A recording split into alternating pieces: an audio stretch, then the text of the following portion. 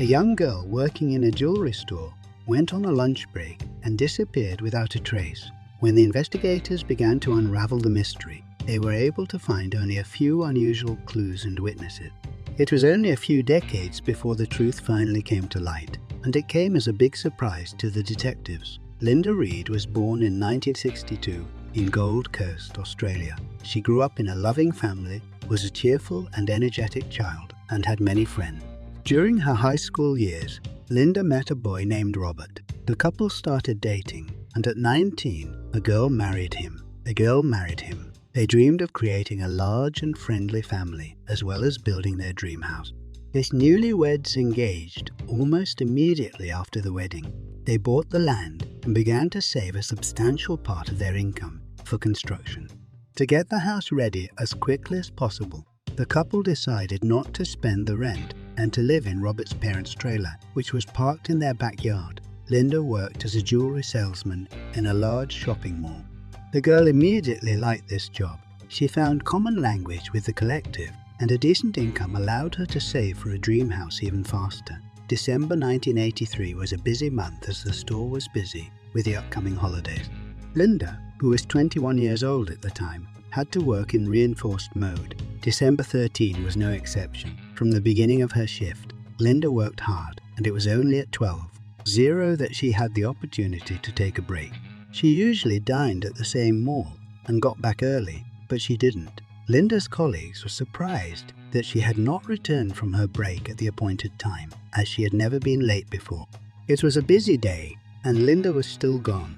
It looked like she had just decided to leave her shift without telling her colleagues, but they doubted that the girl could have done so because she treated her work with the utmost responsibility. Her husband was also surprised when Linda did not return home after her shift. He waited for some time before contacting her colleagues. They told the man that his wife had not returned from her break, and Robert began to worry. He went to the mall and started walking around looking for Linda.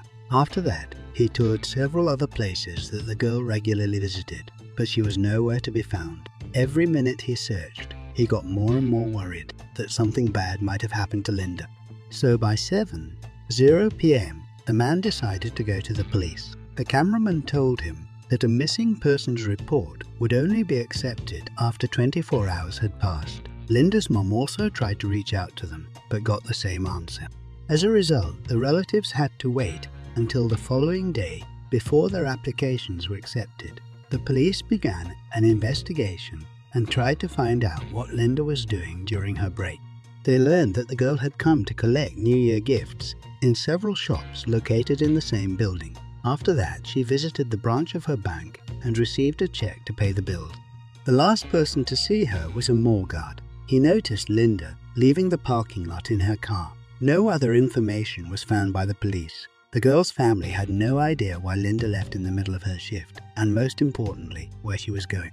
The police put out an app on the girl and her car, and then started looking into Robert. According to statistics, husbands most often commit crimes against their wives. However, in this case, Robert proved to be a reliable alibi. No other suspects were found. According to everyone Linda knew, she never had any enemies, and overall the girl was very positive. While investigators were trying to find new leads since Linda's disappearance, it took several days. On the third day, the police received a report of an abandoned car matching the description of the girl's car. It was located in a suburban area 20 km from the shopping center. Upon arriving at the scene, the police realized that it was indeed Linda's car. The car was standing on the side of the road near the bushes. In the 1980s, the area was almost uninhabited, with bushes and trees occupying most of the area. Inside the car, the cops found Christmas presents that Linda bought before she disappeared. The doors were unlocked and the ignition key was inside. The police found an unusual clue in the cabin. An empty carton of menthol cigarettes was lying next to the front passenger seat. Linda and Robert never smoked, so investigators came to the most obvious conclusion. The packet could have belonged to the girl's kidnapper. The police immediately began to search for evidence, and very soon they were waiting for a sad find. About 40 meters from the car, in the direction of a small stream, they found Linda's body. Her hands were tied with a bikini and a pair of glasses. The victim's relatives said that both items never belonged to her. Medical experts determined that the cause of death was strangulation. The girl was also abused, but in those years specialists were not able to extract a DNA sample of the criminal. Thus the investigators provided a rough chronology of the events. According to them, an unknown assailant attacked Linda in the mall parking lot when she came to put the purchased gifts in her car. He made her get behind the wheel and drive to the place where her body would later be found. After that, he raped her and killed her. The investigators had no leads on the suspect. They then decided to try to interview all the shopping mall visitors who were there during Linda's lunch break. This was, of course, an extremely difficult task. To attract people's attention, the police took the unusual step of taking the victim's car and placing it in the mall, attaching pictures of the girl and information about the disappearance. The investigators hoped that such a visual installation would help the visitors who saw Linda that day to remember some details. Several witnesses told the police that they had seen a teenager with blonde hair in the parking lot of a shopping mall, but investigators were unable to identify him. Other witnesses said something more interesting.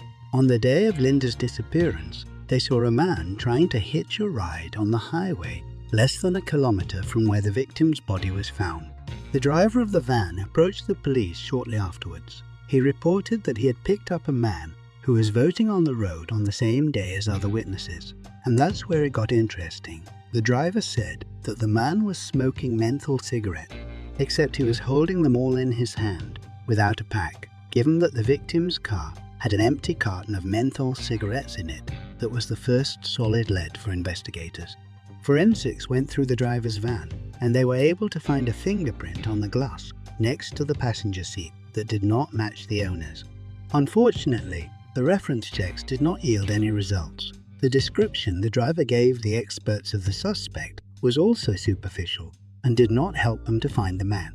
No other evidence could be found, and the case was frozen for many months. A new lead appeared just over a year later. In 1985, an inmate in a state prison who was a police informant gave the investigators an interesting tip-off. His cellmate Craig McNall confessed to him the murder of Linda Reed. According to Craig, he and another man tried to steal a car from the mall parking lot when Linda spotted them. Afraid that she would remember their faces and go to the police, the criminals kidnapped her and killed her. Detectives have already come across this name. Craig received 2 life sentences for murders committed in 1994. He was considered a suspect in Linda's case, but the police couldn't find any connection at the time. After being tipped off by an informant, they talked to Craig in prison, but Craig said he had nothing to do with the murder. He added that the cellmate had made it all up and they did not talk about the case. However, the police officers were slow to take his word for it. Craig committed 2 violent murders just months after Linda's death, and the story told by the informant may well have been true. Forensics matched the suspect's fingerprints to those found on the van's window. However, they didn't match. Despite this, detectives continued to consider Craig a possible murderer, and in '96 they decided to prosecute. The only evidence against him was an informant. However, he did not live to see the trial begin, and the man died shortly before from an overdose of banned substances. However, the prosecution had his entire story in their hands. According to an informant, Craig drew him a rough map of where he left Linda's body. The experts came to the conclusion that it was quite similar to that area, up to the location of the trees.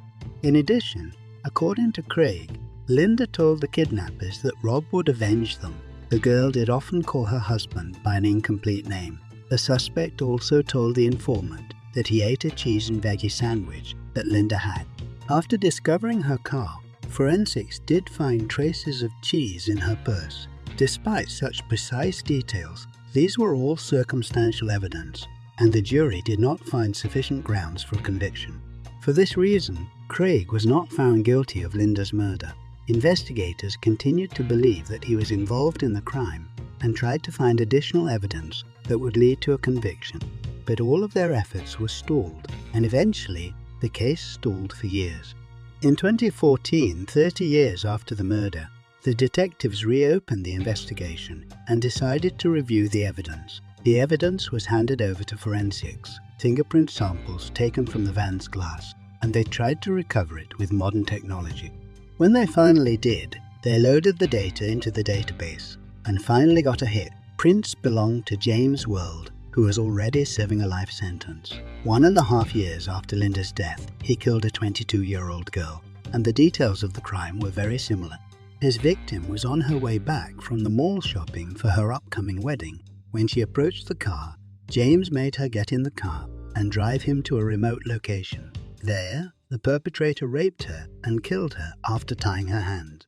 Despite this similarity, James was never a suspect in Linda's case. He wasn't even on the police radar. The detectives remembered another fact. In the early stages of the investigation, several witnesses reported seeing a blonde teenager in the mall parking lot. Given that James was only 17 at the time, he fit that description. Despite all this, the police wanted to find as much evidence as possible, and here they were waiting for an interesting turn of events. It turned out that a DNA sample of the man who abused Linda was stored in the warehouse the whole time. Although this evidence was no longer in the documents, investigators found it almost by accident, but there was one problem. The sample was very small and had already begun to degrade. Therefore, local experts were unable to extract the profile of the perpetrator. Investigators then sent him to an advanced laboratory in New Zealand. The experts were able to extract the profile, and it was a complete match to James' DNA. It took the investigators several years. Given that the offender had already served a life sentence, they could have taken the time to prepare the case for trial. James was arrested on August 26, 2018, nearly 35 years after the murder. At the time, the man was 51 years old, had spent more than half of his life in prison, and had several more articles. James attacked the guards twice and managed to escape from prison once, but was caught the next day. After his arrest for Linda's murder, he denied guilt and preparations for trial began. The trial lasted several years, but in March 2020, the criminal decided to confess his crime. He said that he saw Linda in the parking lot. The girl was sitting in her car, eating a sandwich. He got into her car and threatened her to drive to a deserted place where he abused the victim and killed her. When the judge asked him about his motives, James replied that he simply wanted to kill a random girl that day. As a result, James received 30 years in prison for Linda's murder. The man was given the right to apply for early release in July 2022, as he had already served more than 30 years in prison, but he is still serving his sentence, although in the coming years he may still be released. Unfortunately, Linda's father did not live to see the moment when the police found her killer. For decades he wanted to know what happened to his daughter. However, he died after a long struggle with cancer.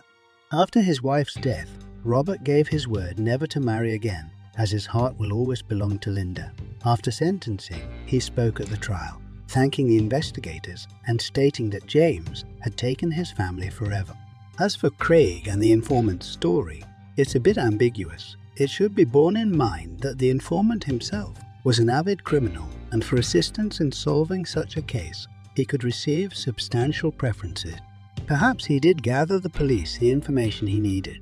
All the key facts about this case could be gathered from the newspapers. Share your opinion on this story in the comments, and be sure to like under this clip if you like it. Also recommend to subscribe to my channel. It is very important for me. Thank you for watching.